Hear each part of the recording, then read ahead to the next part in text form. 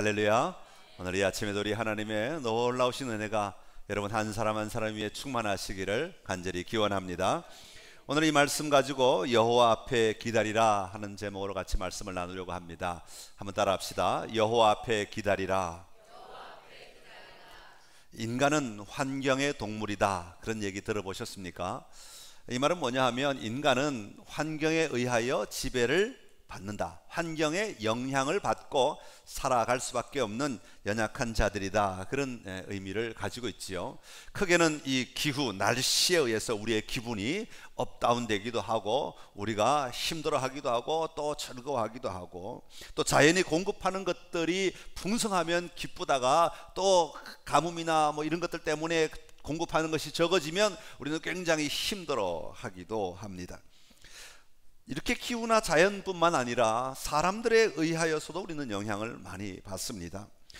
우호적인 사람이나 적대적인 사람들 모두에게 영향을 받게 되는데, 특별히 어려움을 주는 사람들의 영향력은 굉장히 커서 우리의 삶이 그것 때문에 흔들릴 때가 참 많이 있습니다. 오늘 본문 7절에서는 이러한 환경에 있는 삶에 대하여 우리에게 이렇게 권면하고 있습니다. 우리 7절 말씀 같이 한번 읽겠습니다. 시작. 여호와 앞에 잠잠하고 참고 기다리라. 자기 길이 형통하며 악한 꾀를 이루는 자 때문에 불평하지 말지어다. 아멘. 악을 행하는 자 때문에, 불의를 행하는 자들 때문에 내가 불평하고 시기한다고 하는 것은 우리의 마음이 이미 그들에게 빼앗겨서 그들의 영향력을 받고 있다는 그런 의미이죠. 그렇기 때문에 이런 환경 속에서 우리의 마음을 빼앗기지 말고, 우리가 하나님의 백성이 가져야 되는 태도는 악인의 형통에 대하여 불평함으로 끌려다니지 말고 오히려 만물을 다스리시는 여호와 하나님을 바라보라, 그렇게 오늘 성경은 말하고 있는 것이죠. 여기서 여호와 앞에 기다리라 하는 것은 그냥 다 잊어버리고 다 무시하고 그냥 가만히 이렇게 등을 쥐고 평안하게 앉아있는 상태를 이야기하는 것은 아닙니다. 여호와 앞에서 기다린다고 하는 말의 의미는 여성이 출산의 고통스러움에 몸부림치고 있지만, 그러나 그 마음 깊은 곳에서는 이제 곧 이 고통이 끝나면 태어날 그 아기에 대한 기다리는 상태, 그 아기를 기다리는 상태, 이런 상태를 여호와 앞에서 기다리는 상태라고 이야기를 합니다. 태어날 그 아기 때문에 지금은 고통스럽고 지금은 힘들고 지금은 어려움이 가득하지만, 그러나 그 내면 안에 가지고 있는 그 희망, 그 소망, 그 기대가 우리를 붙들고 있는 것이죠. 여러분, 오늘 본문에서 여호와 앞에서 기다리라, 이 말은 다른 말로 바꾸면 묵상이라고 말할 수 있습니다. 묵상은 내 이야기를 하기 위해 여호와 앞에 나아가는 것이 아닙니다. 묵상은 내 이야기를 막 쏟아놓기 위해서 하나님 앞에 머물러 서 있는 자리가 아니라 하나님의 이야기를 듣는 시간이 바로 묵상인 것이죠.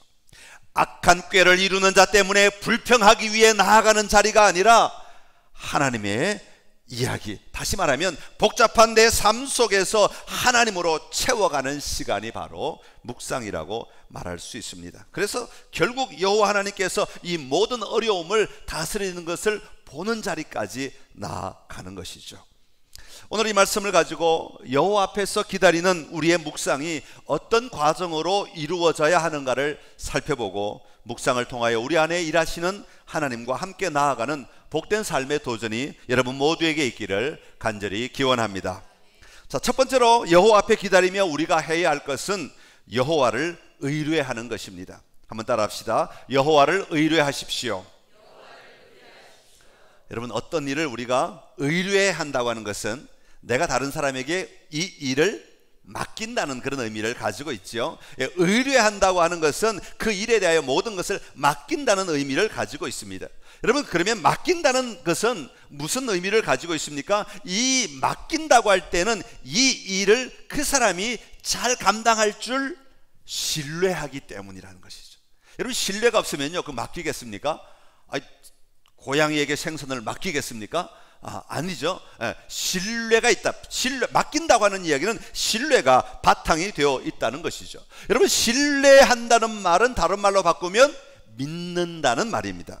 이 사람이 이 일을 잘 감당할 줄 믿는다, 그런 의미를 가지고 있는 것이죠.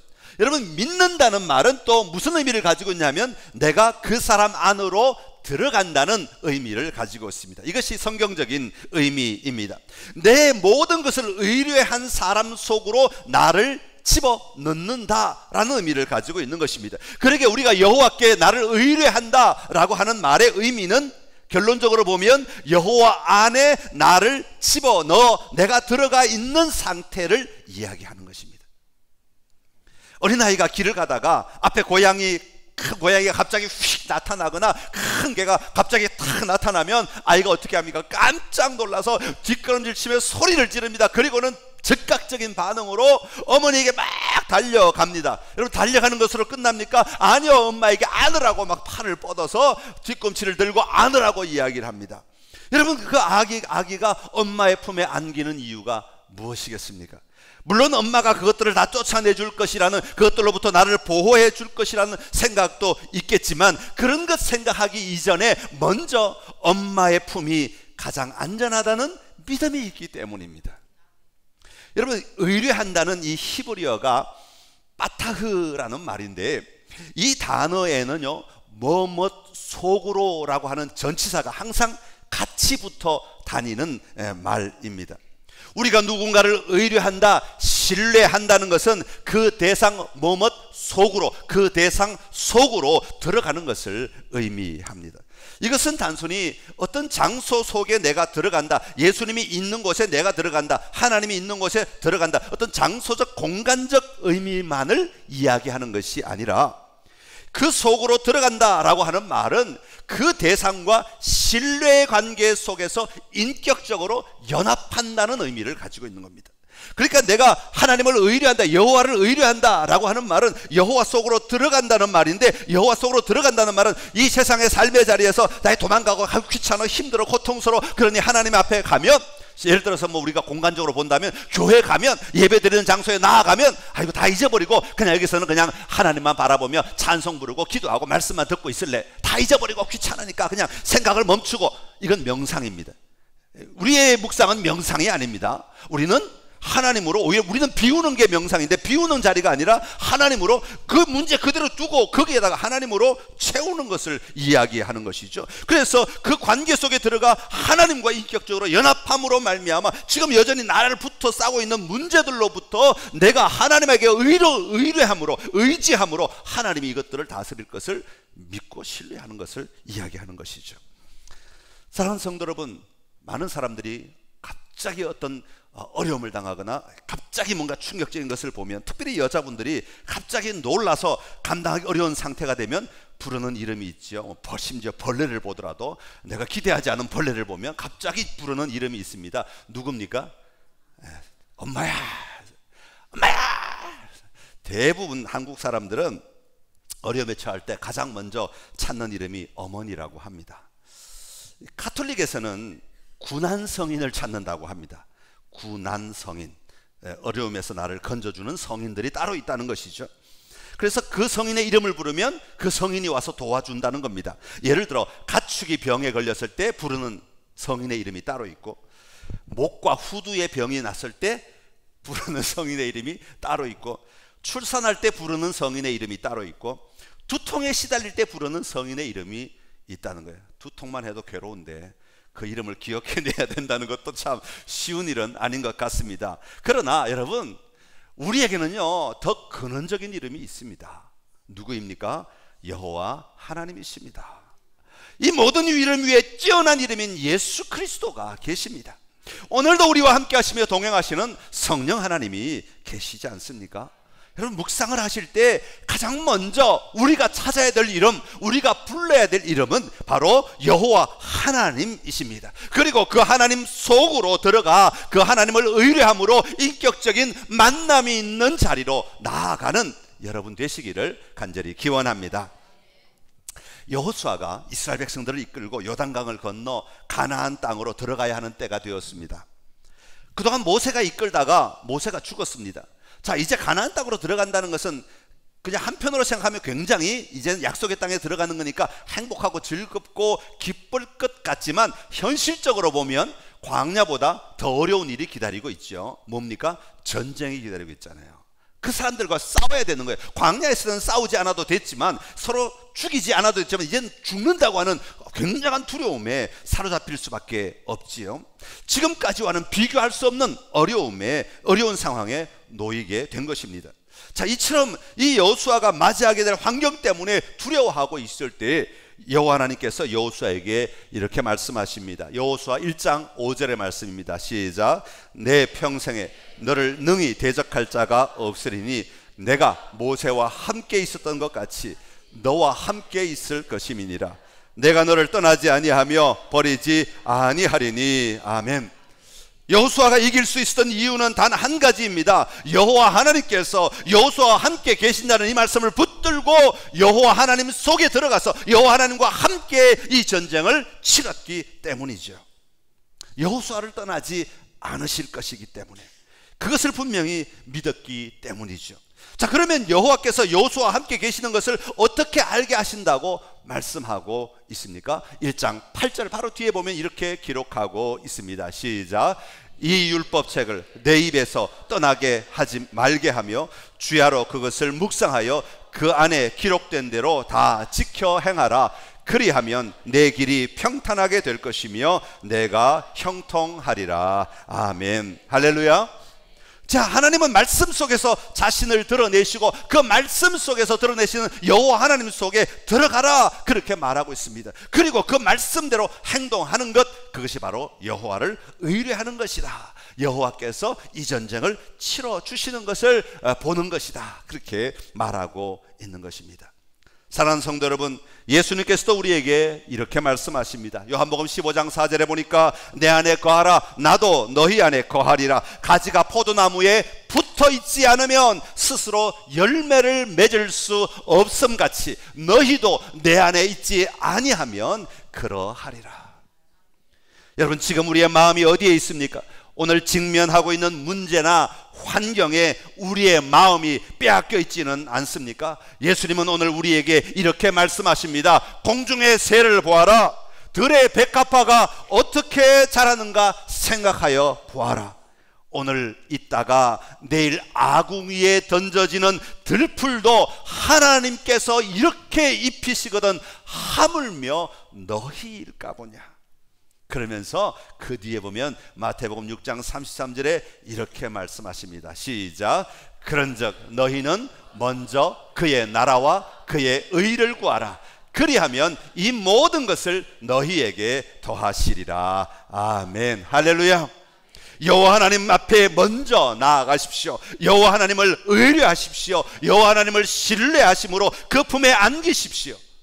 묵상은 우리의 문제에서 출발하는 것이 아닙니다. 문제가 있으니까 성경책 펴서 묵상하자, 그렇게 나아가는 것이 아니란 말이죠. 여호와 하나님 속으로 들어가 거기서 출발하는 것이 묵상입니다. 그렇게 우리가 묵상을 할 때 가장 먼저 해야 할 것은 하나님 앞에 나아가는 것, 하나님의 품으로 들어가는 것, 하나님의 임재 속으로 내가 들어가 하나님과 인격적인 만남을 먼저 가지는 것입니다. 그것을 위해서 때로는 찬양으로 나아가기도 하고, 그것을 위해서 때로는 기도하며 나아가기도 하고, 그것을 위해서 때로는 하나님의 일하심을 내 마음 가운데 기억하며 묵상하며 나아가기도 하는 것이죠. 그 아름다운 자리에서 여호와 하나님을 만나는 은혜가 우리의 묵상의 출발점인 것입니다. 여러분 모두의 삶 가운데 이번 한 주간 묵상하십시오. 아침이든 오후든 여러분 시간을 먼저 정해놓고 성경을 펴셔서 오늘의 성경 본문을 읽으시고 그 성경 속에서 여호와 하나님을 만나는 역사가 늘 함께 하시기를 간절히 기원합니다. 두 번째로 여호와 앞에 기다리며 우리가 해야 할 것은 여호와를 기뻐하는 것입니다. 한번 따라 합시다. 여호와를 기뻐하십시오. 첫 번째는 여호와를 의뢰하는 것입니다. 여호와와 인격적인 만남을 가지는 것이죠. 내가 그 속에 들어가는 것을 이야기합니다. 그리고 나면 이제는 그 여호와 앞에서 여호와를 기뻐하는 일을 해야 합니다. 여호와를 기뻐한다는 말의 의미가 뭘까? 여호와를 기뻐한다는 말을 풀었으면 이렇게 해석할 수 있습니다. 여호와께서 주시는 고상한 기쁨을 충분하게 누려라 라는 것입니다. 여호와께서 주시는 고상한 기쁨을 내가 보고 받아서 누리는 것을 이야기합니다. 그러니까 이 말은 여호와의 모습이 어떠하든지 내가 하나님 앞에 나가서 어린아이가 아빠 앞에서 막 재롱을, 아빠가 인상을 쓰고 있는데도 그 앞에서 막 재롱을 부리는 그런 모습이 아니라는 거예요. 이 말은 여호와 하나님이 아버지가 너무 기뻐하고 그 아이를 볼 때마다 좋아하고 있는데 그 아이가 그 아버지의 기뻐함을 보고 같이 기뻐하는 것을 이야기하는 겁니다. 이해가 되십니까? 여호와 하나님이 화를 내고 계시고 막 인상을 쏘고 계시는데 그 앞에서 하나님 나 좀 잘 봐주세요. 내가 어제는 잘못했지만 그래도 이렇게 이쁘게 하잖아요. 하나님 나를 이뻐해 주십시오. 내가 하나님을 기뻐하잖아요. 하나님께 영광 올려드릴 테니까 영광 받으세요. 자, 여기 영광 있습니다. 하나님 내가 아무것도 안 하고 지금 교회 왔으니까 영광 받으세요. 이게 아니라는 겁니다. 그게 하나님을 기뻐하는 게 아니고, 하나님을 기뻐한다는 말은 지금 너무나 기뻐하고 계시고 우리 존재 자체 때문에 너무나 즐거워하고 계시는 하나님을 내가 먼저 보고 그 하나님의 기쁨을 내가 받아서 내가 반사하는 겁니다. 마치 거울과 같이 비추는 걸 얘기해요. 하나님의 기쁨을 보고 받아서 나도 같이 기뻐하고 즐거워하는 것이 여호와를 기뻐하라는 말의 의미라는 것입니다. 교리 가운데 소요리 문답이라고 있죠. 들어보셨죠? 요리 문답이 있습니다. 그 문답의 첫 번째 질문이 뭡니까? 사람의 제일 되는 목적이 무엇입니까? 우리가 존재하는 목적이 무엇입니까? 라는 질문이 먼저 첫 번째 질문입니다. 그리고 그 대답은 이런 것입니다. 사람의 제일 되는 목적은 하나님을 영화롭게 하는 것과 영원토록 그를 즐거워하는 것입니다 라는 말입니다. 자, 그런데 여기 대답 문장으로 보면 사람의 제일 되는 목적이 마치 두 가지인 것처럼 보입니다. 하나는 하나님을 영화롭게 하는 것과 영원토록 그를 즐거워하는 것입니다. 그렇게 두 가지 대답이 나오는 것처럼 보이는데, 근데 앞에 문장에는 목적들이라고 말하지 않고, 두 개니까 복수로 쓰지 않고 그냥 목적이라고 말합니다. 사람의 제일 되는 목적은 이렇게 이야기합니다. 그러니까 이 두 개가 떨어져 있는 것이 아니라 하나라는 것을 이야기하고 있습니다. 이 두 개는 묶여져 있다는 것이죠. 다시 말하면 사람의 제일 되는 목적은 하나님을 영원토록 즐거워함으로써 그분을 영화롭게 하는 것입니다 라는 의미를 가지고 있는, 하나님의 즐거움을 나도 누리며 그 즐거움을 내가 받아서 다시 비추어 줄 때 하나님이 영광을 받으신다. 그 삶을 사는 것이 우리 인간의 존재 이유다, 그렇게 말하고 있는 것이죠. 여러분, 하나님께서 우리를 죄에서 구원하시는 것이 하나님의 일하심의 궁극적 목표가 아닙니다. 무슨 이단 같은 소리를 하시나. 하나님의 궁극적 목적은 우리를 단지 건지는 것에, 죄에서 건지는 것에 있지 않다 하는 이야기입니다. 그러면 이게 완성된 모습이 아니니까 그 다음 우리에게 궁극적으로 요구하시는 것이 있다, 그런 얘기죠. 여러분, 우리를 죄에서 건져주시, 우리를 구원하시는 것이 하나님의 궁극적 목표가 아니라 1차적 하나님의 마땅히 행하시는 일 가운데 하나입니다. 우리를 건져주심으로 말미암아 우리가 그 다음 뭘 해야 돼? 궁극적 목표는 하나님을 기쁘게 하는 삶을 살도록 만들어 가시는 것이다 하는 것입니다. 우리로 말미암아 하나님이 즐거움을 누리실 뿐 아니라 그 즐거움을 우리가 누리도록 만드는 것이다. 왜냐하면 우리 하나님은 기쁨을 누리시는 하나님이시기 때문이라는 것입니다. 성경 처음과 마지막까지 우리 하나님은 이 기쁨, 즐거워하시는, 좋았더라, 창세기에 좋았더라, 이걸 누리기를 원하셔서 모든 창조물을 만드신 거예요. 하나님 그것 원하시는 것이죠. 이사야 46장 9절에서 10절의 말씀입니다. 같이 읽습니다. 시작. 너희는 옛적 일을 기억하라. 나는 하나님이라. 나 외에 다른 이가 없느니라. 나는 하나님이라. 나 같은 이가 없느니라. 내가 시초부터 종말을 알리며 아직 이루지 아니한 일들을 옛적부터 보이고 이르기를 나의 뜻이 설 것이니 내가 나의 모든 기뻐하는 것을 이루리라 하였노라. 아멘. 할렐루야. 하나님의 궁극적인 목적, 관심은 어디에 있습니까? 하나님이 기뻐하시는 것을 이루어 가시는 거예요. 만들어 가시는, 회복시켜 가시는 것이다. 하나님의 목적은 아주 분명합니다. 하나님이 기뻐하실 것들을 이루시는 하나님이십니다. 그리고 우리로 하여금 그 기쁨을 보고 함께 누리며 살라고 말씀하시는 것이죠. 하나님이 천지 만물을 지으시고 보시기에 좋았더라 그랬어요. 그 무엇을 하나님이 인간을 만드신 다음에 뭘 요구하시는 거예요? 내가 좋다고 말한 이것들을 너희도 누려라 그 말이죠. 근데 그 좋음을 놓쳐버릴 때 타락하게 되는 거예요. 하나님의 기쁨에 동참하지 못할 때 우리가 그 기쁨을 반사해야 되는데 반사하지 아니하고 내 고개를 돌려버리는 것이죠. 사랑하는 성도 여러분, 궁극적 기쁨을 소유하신 하나님을 만나보셨습니까? 우리 하나님은 기쁨을 누리시는 분이십니다. 여러분 한 사람 한 사람 때문에 지금도 기뻐하고 계시는 하나님이십니다. 그러게 우리는 말씀을 통하여 그 하나님을 발견할 때마다 그 기쁨을 기뻐하는 자가 되어야 하는 것입니다. 마태복음 25장에 보면 어떤 사람이 타국에 갈 때에 그 종들에게 자기 소유를 맡겼다 그랬습니다. 5달란트를 맡기고 2달란트를 맡기고 1달란트를 맡겼다. 그때 주인이 이제 돌아옵니다. 돌아왔을 때 그때 5달란트 받았던 자는 5달란트를 주인 앞에 내어 놓습니다. 그때 주인이 뭐라고 말합니까? 마태복음 25장 21절에 보니까 이렇게 말합니다. 내 주인의 즐거움에 참여할지어다. 내 주인의 즐거움에 참여할지어다. 이미 주인은 뭐하고 있다고요? 즐거워하고 있다는 겁니다. 그 즐거워하고 있는 주인의 즐거움에 들어오라는 이야기는 무슨 얘기입니까? 너도 그 즐거움을 누려라 하는 이야기입니다. 너도 나의 기쁨을 함께 누려라 그렇게 말씀하고 있는 것이죠. 만족하고 있는 주인의 기쁨, 충성되다고 말하는 주인의 기쁨을 나도 함께 누리며 기뻐하는 자리로, 즐거워하는 자리로 들어오라고 요청하고 있는 것입니다. 오늘 본문에서 여호와를 기뻐하라는 말이 바로 이 상태를 이야기하는 것입니다. 이 기쁨의 잔치 자리에 머물러 있어 함께 누리며 살아가는 은혜가 여러분의 삶의 자리에 충만하시기를 간절히 기원합니다. 그런데 이런 기쁨 안에 있을 때 우리 그리스도인들이 생각하기를 우리가 그 기쁨을 누리는 자리에 나아가면 우리에게는 고통이나 어려움이나 쉽게 말하면 불행한 일들이 일어나지 않을 것이다 그렇게 생각을 합니다. 그러나 성경에 보니까 그렇지 않다 그렇게 말해요. 하나님을 기뻐하는 자들에게도 감당해야 될 고난은 여전히 있다 그렇게 말합니다. 사도행전 14장 22절의 말씀입니다. 시작. 제자들의 마음을 굳게 하여 이 믿음에 머물러 있어라 권하고 또 우리가 하나님의 나라에 들어가려면 많은 환난을 겪어야 할 것이라 하고. 아멘. 디모데후서 3장 12절의 말씀입니다. 시작. 무릇 그리스도 예수 안에서 경건하게 살고자 하는 자는 박해를 받으리라. 아멘.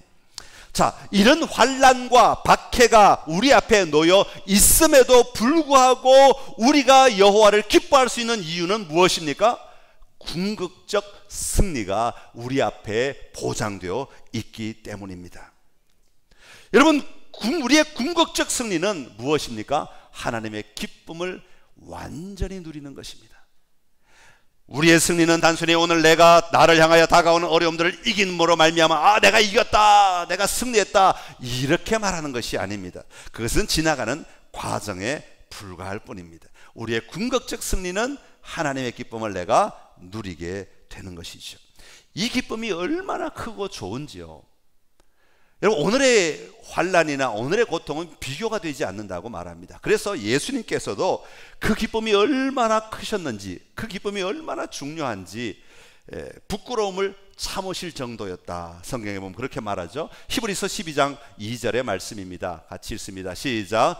믿음의 주요 또 온전하게 하시는 이인 예수를 바라보자. 그는 그 앞에 있는 기쁨을 위하여 십자가를 참으사 부끄러움을 개의치 아니하시더니 하나님 보좌 우편에 앉으셨느니라. 아멘. 할렐루야. 여러분, 그 예수님이 그 하나님 보좌에서 누릴 기쁨이 얼마나 크고 놀라우셨으면 십자가에 달리는 모욕과 부끄러움과 수치를 마다하지 아니하고 그것을 감당하셨다는 것이죠. 그 고통보다 그 기쁨이 더 크다는 것을 이야기하고 있습니다. 하박국 선지자는 뭐라고 말합니까? 하박국 3장 17절 18절 우리가 잘 아는 말씀인데 같이 읽습니다. 비록 무화과 나무가 무성하지 못하며 포도나무에 열매가 없으며 감람나무에 소출이 없으며 밭에 먹을 것이 없으며 우리의 양이 없으며 외양간에 소가 없을지라도 나는 여호와로 말미암아 즐거워하며 나의 구원의 하나님으로 말미암아 기뻐하리로다. 아멘. 할렐루야. 이 고백이 여러분의 고백이 되시기를 간절히 기원합니다. 오늘 내가 무언가를 가지는 것보다 더 이것을 그냥 잠깐 잊어버려도 괜찮고, 잠깐 내가 통과해도 괜찮고, 잠깐 당해도 괜찮고, 잠깐 배를 움켜쥐고 있어도 상관없는 것들이 왜 더 크고 놀라운 기쁨이 나를 기다리고 있기 때문에, 그 기쁨의 자리에 나 갈 것이기 때문에. 사도 바울이 그 귀한 사역을 감당할 수 있었던 것은, 그 고난을 이겨내며 그 어려움을 감당하고 그 사역을 감당할 수 있었던 것은 하나님을 향한 기쁨이 있었기 때문입니다. 여호와를 기뻐할 때 근심이나 가난함이 문제가 되지 않았던 것이죠. 그것을 오히려 이겨낼 힘을 이 기쁨으로부터 받아서 감당하는 삶이 되었던 것입니다. 여호와 하나님으로 말미암아 도전하고 사명을 감당하는 근거가 되었던 것입니다. 왜 그렇게 할 수 있었습니까? 느헤미야는 그 답을 이렇게 이야기합니다. 느헤미야 8장 10절에 시작. 근심하지 말라. 여호와로 인하여 기뻐하는 것이 너희의 힘이니라. 아멘. 할렐루야. 여호와로 인하여 기뻐하는 것이 너희의 힘이니라.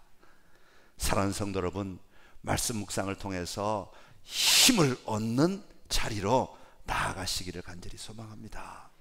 여호와를 기뻐하시는 여호와 앞에 나아가 그 여호와의 기쁨을 보고 함께 내가 기뻐하는 것이 우리의 힘이다. 파워, 세상을 이길 힘, 어려움을 이길 힘, 내 앞에 놓인 환난을 이길 힘, 내 앞에 놓인 장애물을 돌파할 힘이 되는 것입니다. 이 힘을 가지지 않고 우리가 어떻게 살아갈 수 있습니까? 이 힘을 소유하지 않고 어떻게 우리가 문제를 돌파할 수 있겠습니까? 여러분, 하나님의 기쁨으로 말미암아 이 힘을 소유하셔서 담대하게 세상을 이기는 여러분 되시기를 간절히 기원합니다. 마지막으로 여호와 앞에 기다리며 우리가 해야 할 것은 여호와께 맡기는 것입니다. 한번 따라합시다. 여호와께 맡기십시오.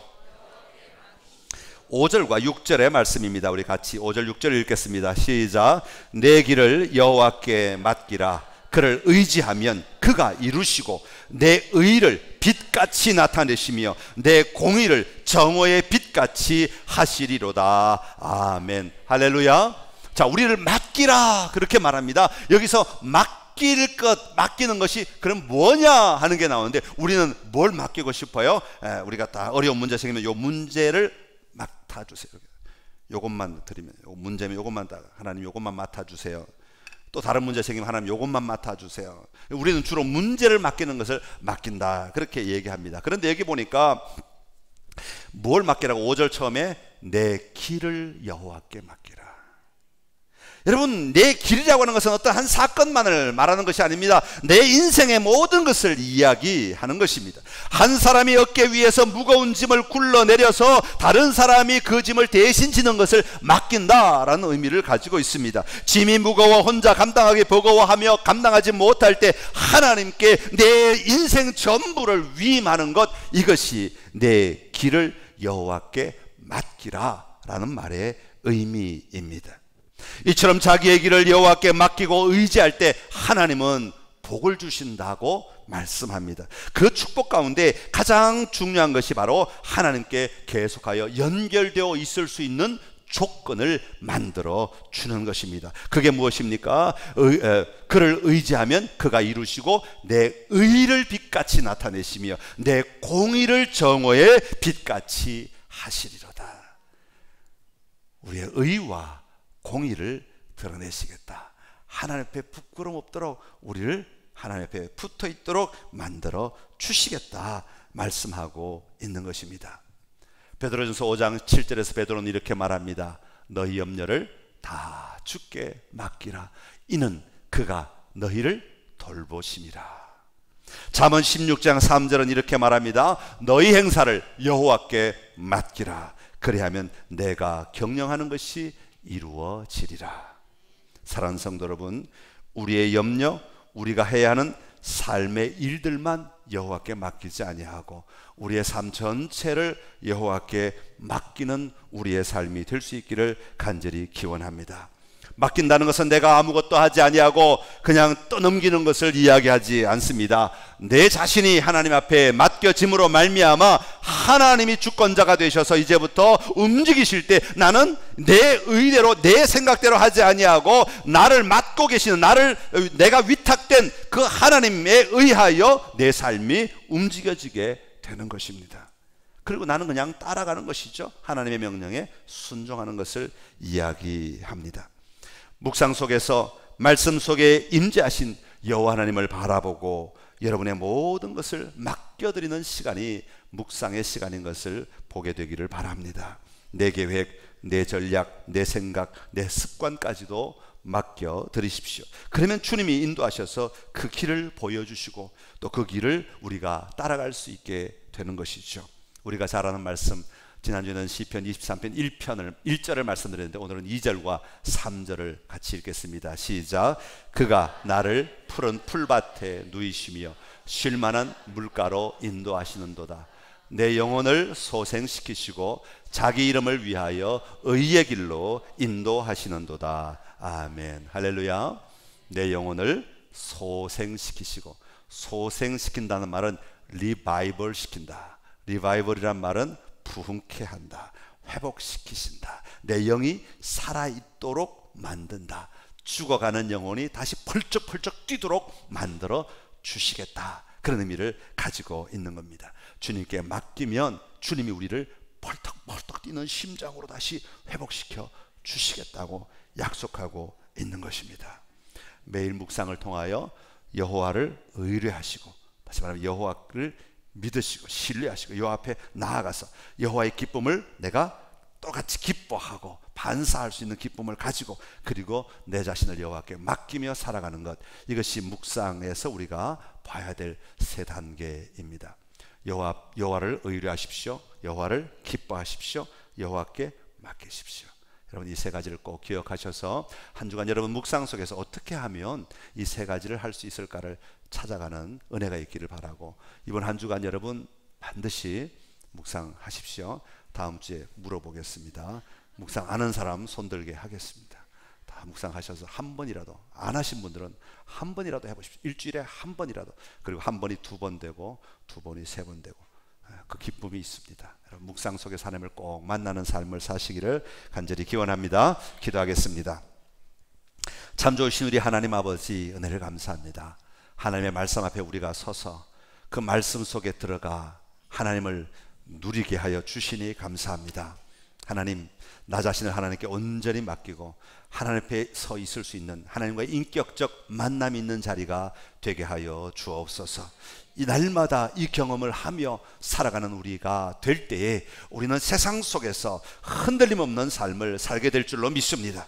내가 달려갈 품, 그것은 바로 여호와 하나님의 품인 줄로 믿사오니, 하나님 나를 만나주시고 나를 붙잡아 주시고 나를 꼭 얽어매 주시어서 내가 하나님과 늘 동행하게 하여 주옵소서. 아버지, 내 눈을 열어주시어서 여호와의 기뻐하시는 그 기쁨을 보게 하시고 그 기쁨 앞에서 내가 기뻐하게 하여 주시옵소서. 하나님의 기쁨을 반사하며 살아가는 우리가 되게 하여 주옵소서. 하나님이 무엇을 기뻐하시는지를 보게 하시고 하나님의 기뻐하시는 그 기쁨을 내가 어떻게 누려야 될지를 알게 하여 주옵소서. 하나님, 내 길을 전부 하나님께 맡기기를 원합니다. 하나님이 주권자 되어 주시어서 내 길을 이끌어가 주시옵소서. 하나님, 내 인생의 주인 되어 주시옵소서. 그래서 우리는 그 길을 따라감으로 승리하는 삶을 살게 하여 주옵소서. 예수님의 이름으로 기도드리옵나이다. 아멘. 아멘.